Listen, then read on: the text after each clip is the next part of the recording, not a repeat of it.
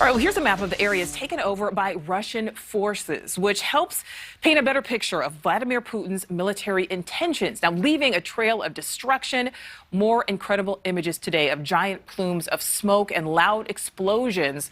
All of this leading to a higher death toll. So let's bring in Lieutenant General Richard Newton. General, of course, we thank you so much for your time. We want to talk strategy with you today.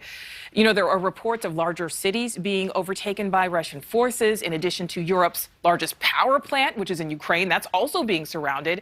But yet that 40-mile-long convoy is potentially stalled. So what's next? What does this mean as far as strategy for both sides here? Well, good afternoon, Nicole. First off, Putin and Russian forces have apparently taken Kherson to the south. That's key because of the southern access, or the southern areas of Ukraine, means potentially that area could be cut off from the rest of Ukraine, which would really give him the southern parcel of land and also give him direct access to the Black Sea and cut off Ukraine from the Black Sea. And also a lot of separatists down in that area, if you call Crimea and so forth. But what he's still trying to do is create really the center of gravity for his effort is the capital of Kyiv. All right, so General, let's talk about that stalled Russian convoy. Some people are questioning why Ukraine doesn't just bomb it. But, you know, I feel like the obvious answer here seems that wouldn't this signal really potentially the start of World War III?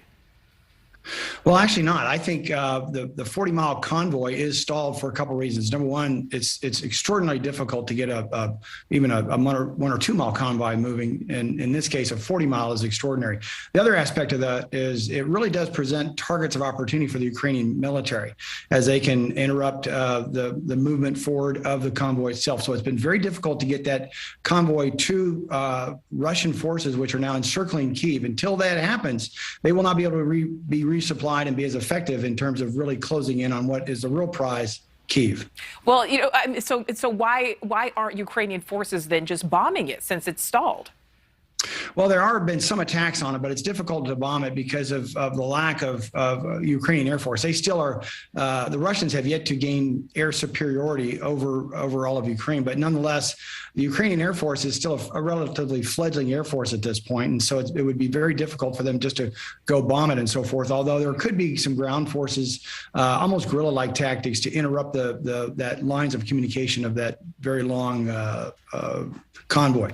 But we'll see. Tomorrow will be day 9, but so far the Ukrainians have put up a significant and an effective fight, although Russia and Putin, for that matter, has become very, very lethal and indiscriminate in his use of attacks on civilians to the level, of my view, of really now being truly a war criminal. All right. Okay. Speaking of that, being a war criminal, you know, and Kelly Beeson just reported, you know, on efforts to keep President Zelenskyy safe. It may seem obvious, but just talk about why that is so crucial.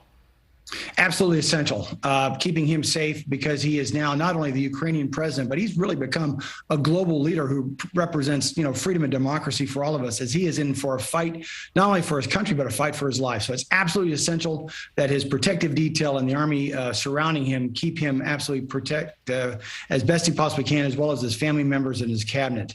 So it's think in terms of, if we had lost Churchill during the Battle of Britain in World War II, now if you lose, you know, President Zelenskyy, that would be a tremendous loss for the Ukrainian people, especially from their morale, as they are getting just bombarded, you know, from the Russian military. Yeah, especially entering day 9, as you said. Well, Lieutenant General Richard Newton, we always appreciate your input. Thank you so much, sir. Good night. Thank you, Nicole. Thank you for watching. Click the red subscribe button below so you can get more of NewsNation's fact-driven, unbiased coverage.